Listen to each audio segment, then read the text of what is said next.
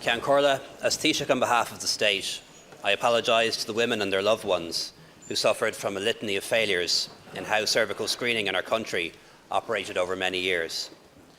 I do so having listened to many of those affected, and I do so guided by the Scally Inquiry report. Today we say sorry to those whose lives were shattered. We say sorry to those whose lives were destroyed, and to those whose lives could have been different.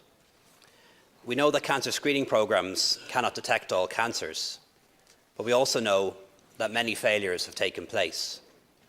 We are sorry for the failures of clinical governance, sorry for the failures of leadership and management, sorry for the failure to tell the whole truth and to do so in a timely manner.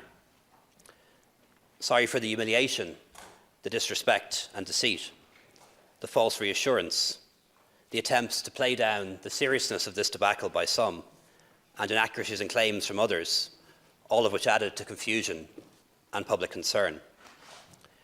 We apologise to those who survived and still bear the scars, both physically and mentally, as do their families. We apologise to those who are here in our presence today, to those watching from home who have always kept this matter to themselves, and we apologise to those who've passed on and cannot be here.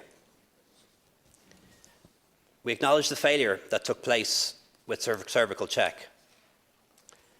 Today's apology, I know, is too late for some who were affected, and for others it will never be enough. Today's apology is offered to all the people the state let down, and to their families who paid the price for those failings as well. A broken service, broken promises, broken lives, a debacle that left a country heartbroken, a system that was doomed to fail. We apologise to our wives, our daughters, our sisters and our mothers, to the men who lost the centre of their lives and every day have to pick up the pieces, the single fathers and grandparents, to the children who will always have a gaping hole in their lives, to all those grieving for what has been taken from them, the happy days that will never be. A state apology may not provide closure, but I hope it will help to heal. I've met with some of you and your families in recent weeks, and I've heard your stories told to me with dignity, courage and integrity. Families turned upside down, the grief of losing loved ones, the guilt of all those who survived, thinking that they're the lucky ones, those who've lost their jobs and careers, their ability to have children, their feeling of self-worth, those who feel mutilated inside, and those who feel they've robbed their partner out of the possibility of having a child, a future stolen from them.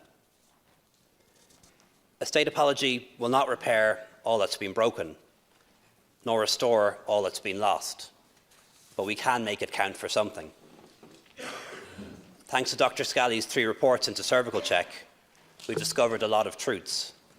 We now know a lot of the facts, but there are some things we will never know.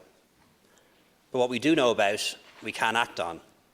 And the government has accepted all of the recommendations that were set out in Dr. Scally's reports, and all will be implemented. Now, in the words of Vicky Phelan, I too want something good to come out of all of this. Speaking as a doctor, as well as a politician, a brother and a son, I know the lessons we must learn. We need to build a different and much better culture in our health service, one that treats patients with respect and always tells the truth, one that is never paternalistic because doctor doesn't always know best. We must share full information with our patients, admit mistakes and put the person first. There is no information about a patient that a patient should not know, and no patient should ever feel stonewalled by the system. We should never fail to act out of fear of litigation or recrimination, even if those fears are real. Ceann Comhairle, the involvement of patient advocates like Stephen Teep and Lorraine Walsh and others has helped to shape and enhance our response. We revised the open disclosure policy so that in future patients will have full knowledge about their care and treatment. They'll be informed when things go wrong, met to discuss what happened, receive a sincere apology if an error is made while caring for them, and above all, patients will be treated with compassion and empathy.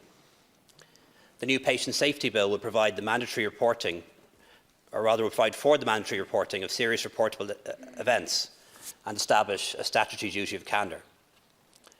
Soon we'll establish a new independent Patient Safety Council, and the first task of that council will be to undertake a detailed review of existing policies on open disclosure across the whole healthcare landscape. As a state, we aim to make cervical cancer a very rare disease. It's almost impossible to eradicate a disease altogether, but we can come very close. So we're switching to primary HPV screening in Ireland, and will become one of the first countries in the world to adopt this new, more accurate screening test. We're also extending the ever-developing HPV vaccine to boys, and we're educating and informing parents about the benefits of the vaccine. We're investing in better facilities in Ireland, like a national cervical screening laboratory in conjunction with the CUM. This enhanced facility will take some time to develop, but will provide a better balance between public and private provision of laboratory services to the cervical screening programme, always putting quality ahead of cost, and it will bring more testing back to Ireland.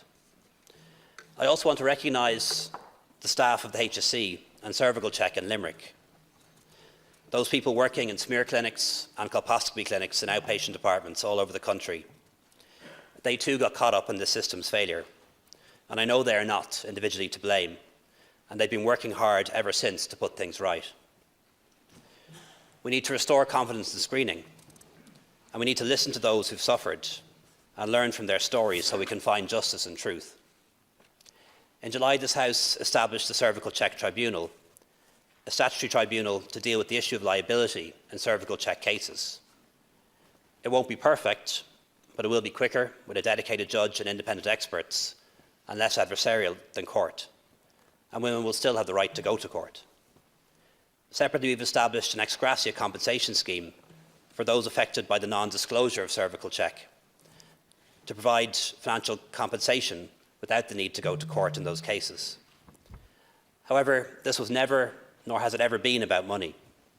This is about accountability, discovering what happened and why, providing justice and finding peace. It was about making a meaningful acknowledgement of what happened and giving an assurance that this won't happen to anyone else again. Sadly, we've seen further errors in some laboratories since the publication of the Scally report, causing confusion and anxiety. So I know we've much more still to do to restore confidence, and we're determined to do so. Ceann Comhairle, what happened to so many women and their families should not have happened. While every case was not negligence, every case was a lost opportunity for an earlier diagnosis and treatment. It was a failure of our health service, our state, its agencies, its systems and its culture. Now we've found the truth and the facts. We're making changes to put things right. We need now to restore trust and rebuild relationships that have been severely damaged. On behalf of the government and the state, I'm sorry that all this happened, and I apologise to all those hurt or wronged. And we vow now to make sure that it never happens to anyone else ever again.